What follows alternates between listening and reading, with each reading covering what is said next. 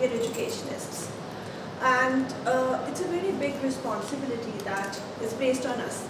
But here, things are most of the times in flux. We're so busy. There was a time, I'm sure, when we were in university, we had a very relaxed time when we could connect to ourselves, think more, and in fact, as human beings, we function better if we have some time, some gaps, as we call spacing. In learning also we call that. That you learn something, you give space to it, there is a time when you're not doing anything, right? But actually, when we are not doing anything, our mind is active. You must have experienced, at least many of my students tell me that they have experienced that if they are studying a very difficult concept they cannot understand, if you go through it and sleep over it, next morning you read it and you know it already. The most difficult and the most abstract of theories, right? So it is very, and that's so motivating. कि कल तक नहीं समझ आ रहा था और अभी आ रहा है, So that is how our spacing is very important. Abhi the way that we have created education, we are not giving any space, and we are talking about skill development all the time. If you look at, I am a student of education. So when we check out the Kuthari Commission, the initial commissions, education commissions that came, they always talked about now that giving core values and education, knowledge to the students. In fact, they're mentioning at not many places, we will not give skills. Skills are superficial. You tell me to smile, I smile, right? You tell me to stand like this, I stand like this. Because that's what we are doing in our communication skills class many a times. So, but what am I? If you don't tell me to do something, what will I do? So, what is actually happening is that we are disconnecting from our inner selves, right? So let's just do this very small little exercise, and let's try to connect to ourselves, and then we'll move forward. So you can close your eyes. If you can please sit straight, everyone. If our backs are straight, we think proper. Our breath works properly. You can close your eyes if you want. If you feel uncomfortable, you can look down. That will help you to concentrate. So let's say that you are here for teaching. It's your first class or maybe a series of classes. It's morning and you are going for your first class.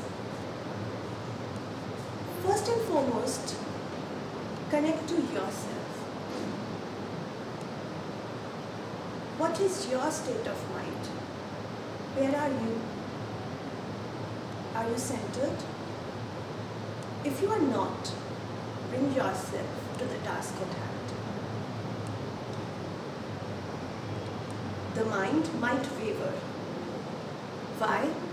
Because that's how the mind is. It runs. But bring it back. You are going for your class and you are ready. It's a happy day. You are excited. And you want to teach your students. And you also understand that as you teach them, you will also be imparting not many values. Your energy would speak volumes. So you connect to yourself.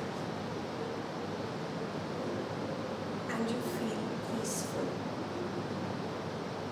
A quiet little joy in your heart. You are sure that this will be a great class. You are sure that the students will know. You are sure about a positive response. You are ready with your content. It is going to be a great session. Now, you are at the door of your class. Take a deep breath in, stop, pause, deep breath out. And now you open your eyes. So, how was it? Did you enjoy? Okay. Now, when you have to go for your class, see, the point is that if you are doing this exercise with yourself before entering the class, nobody but you know that it is you are doing it, right? So there might be sounds, there might be a noise around you, but you can feel centered. And if you enter the class with this center, your class will be different. They will catch your vibe. आपने कभी आपके कोई teacher रहे होंगे जो हमेशा बहुत शांत रहते थे, है ना? और उनकी शांति सबको you would also feel a little relaxed. And when our mind is relaxed, we learn better, है ना? अच्छा, अब मुझे एक बात बताओ. You guys we are all in education, है ना? So when you took up this as a career, they say, जितना मैंने सुना जब मैंने बोला I was a teacher, तो ये least preferred career होता है somehow. So how many of you are here because you want to be here? All right. So some people might be here by default. Ma'am, you can also come here. Thank you. So, but now that you are here, do you realize that it is a very important career? In the sense, it's not really a career. It is more like a service. Because many a times when we are in the class and what we are giving to the students can never be evaluated in terms of money. Nobody can give us enough money. If we support a student and that student suddenly his life turns 360 degree and he or she is a different person, how can that ever be paid in terms of money? And then we not really, many times, at least I realized that it's not for money that I'm working, right? Though it's important because we have to survive somehow, but it is here, it is the satisfaction that you get. The high is from the, the way we change lives many a times. When a student comes to us and shares something very personal and seeks guidance because he trusts or she trusts, right? So education is all about character building, as Swami Vivekananda said. I'll just tell you a story, a small anecdote from Swami Vivekananda's life, and let's see how we connected to this. Swami Vivekananda, was talked about education in quite a great extent. है ना, उन्होंने बहुत बात करी है कि हम कैसे education should be about character building and man building, right? Man making education he talked about. So he was in Kolkata. If you know that he went to Chicago for the World Religious Congress, and from there people got to know about him. He established India as a knowledge capital, as wisdom capital, right? And we were still colonized. So dekha jaye to a colonial country, a country that is colonized would not really be respected much. We understand the Western thought process, right? So it was not easy for him to go there and establish the wisdom. And uska abhi tak there is a video, short video, wherein he got 1 minute standing ovation. He just spoke 5 words. What was those 5 words? He said, "Sisters and brothers of America," and he got a 1 minute standing ovation. Now, are these words very important? Very different? Sisters and brothers of America? They're very different? They're very common. Koi bhi bol sakta hai. If I say sisters and brothers of America, nobody is going to stand up and give me standing ovation. Why did he get standing ovation for them? And that too from world religious leaders. Why? Why exactly do you think would he have got a standing ovation? He was also an educationist. Wahan pe bhi it was a World Religious Congress, so they were discussing and deliberating on religion. So what was it so special that he got that?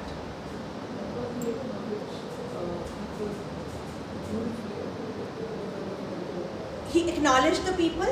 What was? So everybody says respected, the audience. Everybody says good morning to everyone. Yes, there was something different.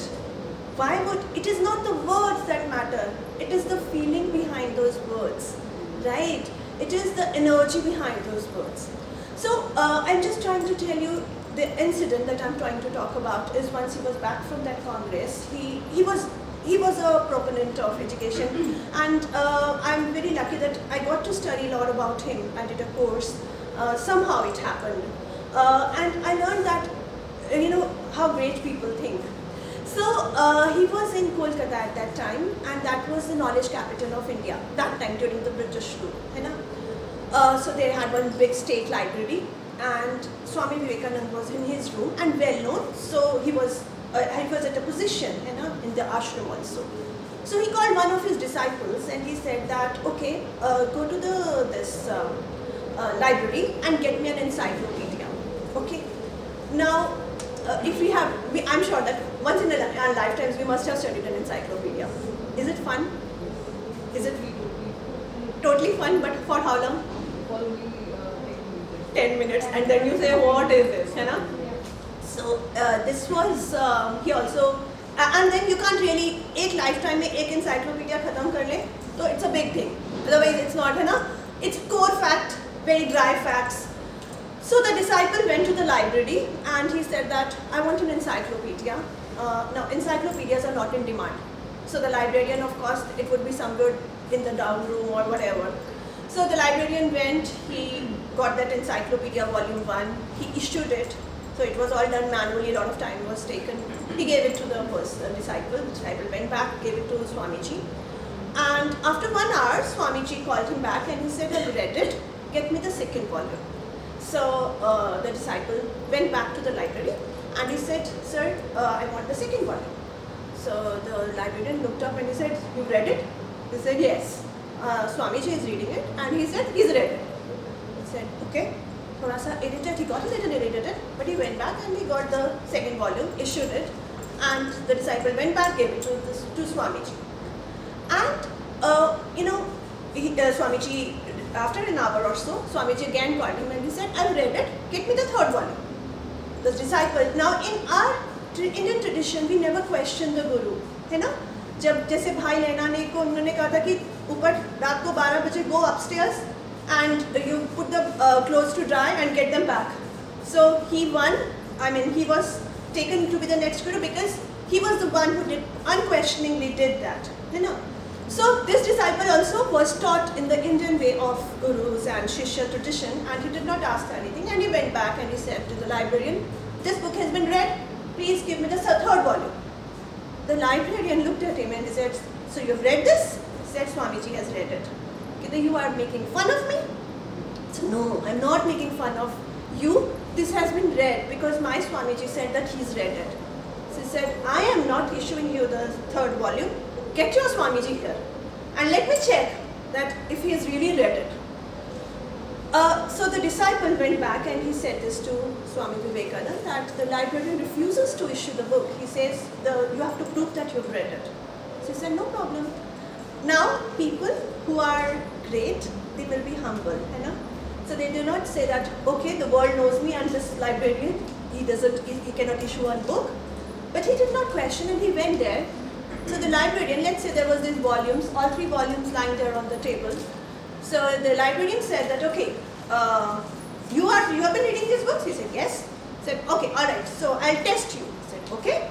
So let's say he opened the page randomly. Okay, and it was about something about the solar system. Let's say it was page number 25, whatever page it was.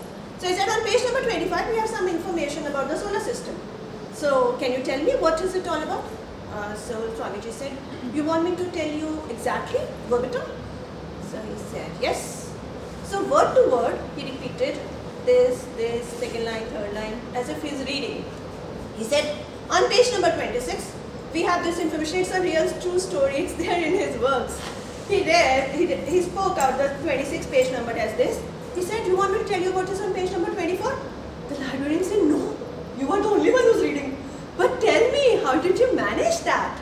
Now, here comes the purpose of education, why I'm telling you this whole story. Swamiji said that my whole life I have tried to understand how our mind works, how it goes here and there, and what is the power of mind. And even psychologists say, and a lot of neuroscientists and neuroplasticity, whatever is happening in the world, they all talk about this, that even today we are using just 1/10 of our brain power. So 90% is lying dormant. So, and 1/10 also is not used by all, right? So he said that I am trying to expand my brain power, or the extent of my brain or my mind, whatever you call it. We use these terms usually interchangeably, though they are different. So he said that I'm trying to expand my mind and try to gather more and more knowledge. And I reached to a certain degree, certain level, wherein if I hold the source in the hand, as in the encyclopedia, then whatever is there in that book will travel to me. Okay? So it becomes part of me. And it is not becoming a part of me as in you give the book and you forget all about it. It was there. Right.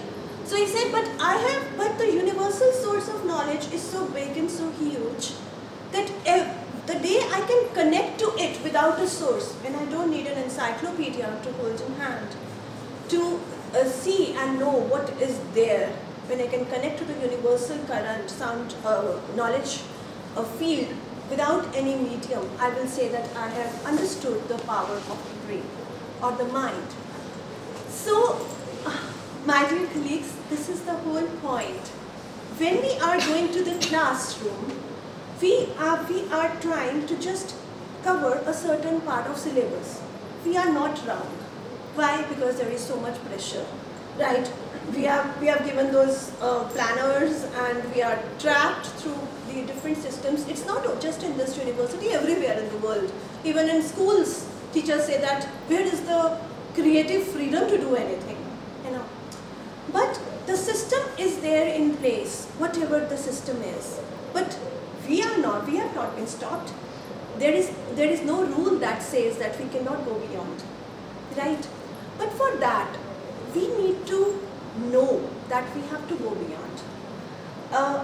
I think this is a very wonderful work that we are doing. If we take it to be something to go beyond. Life doesn't put people, there are people who are into doing work in which they are so involved or there is so much running around wherein they cannot really sit and think. But we have a lot of time to actually sit and think and to plan out things in such a way that we can expand our consciousness and in return can expand our students' consciousness. But for that, we need to be grounded. Achha, how many times do you go to a class when it is a self-exercise? I'm not going to evaluate anyone, because we evaluate ourselves on our own. And this whole course, whatever why we are here, it's not to say that you are good and you are very good and you are excellent. It is just to be a self-analysis, to self-analysis. So how many times do you go to the classroom, when your mind is not really centered? The HOD said something to you, or the previous class was not that very good, or you have some work pending. It can be something from the home. You got a call from someone from home. Something is not all right, right? How many times do we enter the class with a cloud around our head? How many times do we do that? So we can just say 10% of the time, 20, 30. Let it be a reflection for you, right? If you want, you can also write it down. I don't know if you are carrying your sheets or not. Alright. So if you go with a cloud, the students are receivers. ऐसा ही होता है ना? अब अगर हमें remember, think about your time when we were students. If the teacher came into the class with a very good cherry mood, and we would suddenly go home and tell our mamas, we had such a good time, ma'am was in such a good mood. She was wearing this nice sari and she made us laugh a lot, right? And we would remember that lesson and that teacher for quite a long time, So, and then the next day if a teacher walked in with a dreary drab, I'm not saying that this doesn't happen. Hey, we are also humans, no? But the teacher walks in and the mood, she talks to us, she teaches us, but she's lost somewhere else. So the learning doesn't really take place. Now, as teachers, we have to train ourselves, right? Just say a heart surgeon, if he or she is not in a good mood and his hands are shaking or he has some weight on his mind and he goes to perform a heart surgery, he's going to kill someone. Okay? So we might not be killing someone directly, but we might be killing a dream, we might be killing a thought, we might be killing creativity, and a teacher's words have a lot of impact. And on the other hand, could be rekindling love, affection, happiness, joy. So let's do one thing. The moment you have to enter your class, right, you're walking through the corridor, just before you enter, ground yourself. Put your feet on the ground. Okay, put your feet on the ground. Alright. And the ground, the earth always sends positive energy. तभी हम कहते हैं पृथ्वी माता कहते हैं. हमारा culture बहुत बढ़िया है. उसको सब पता था, है ना? सब कुछ पता था किसको कितनी रिस्पेक्ट देनी है और किसको. Why do we at someone in a certain way, right? So you just, before you enter, one thing is the exercises that we started this session with, you're walking by and you're saying, I'm going to have a wonderful, you're snapping out of your present situation. Your HOD suddenly, HOD ko kyo kahi, kisi ne bhi kuch kaha, I'm not in a good mood, right? So I can just do that mental dialogue, going to be good, happy, nice session with my students. I have a lot to deliver. We all are knowledgeable people. ऐसा कोई नहीं है जिसको subject knowledge नहीं है या जो life के बारे में बता नहीं सकते.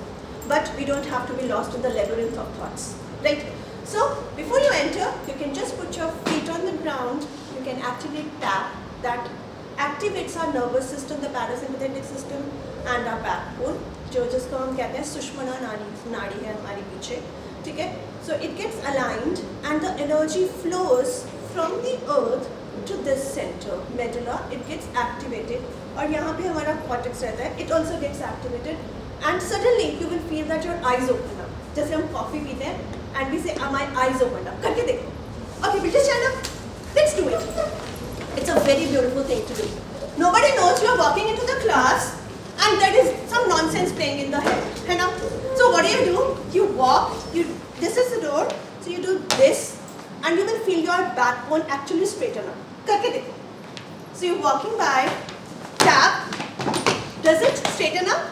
And do you feel this connection here? अगर बिना बोले हुए अगर तुम feel करोगे तो you will feel your eyes will actually open up. Do it.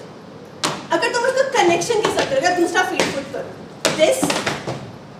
Do you feel this energy? From your spine here, it reaches this place. And have your eyes opened up suddenly? It's a high that you get after drinking coffee, don't you? My eyes were closed and they suddenly open up. Please, thank you. Sit.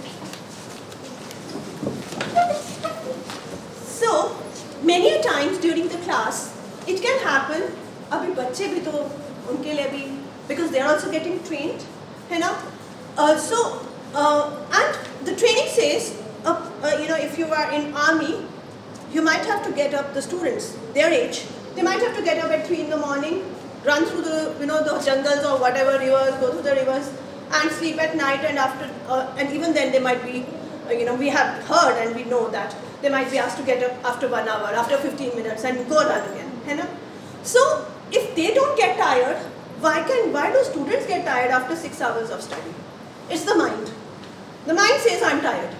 So what we have to do is, many times we can actually ask the students, this is a very small little exercise in mindfulness, wherein we ask the students to come back to the present moment.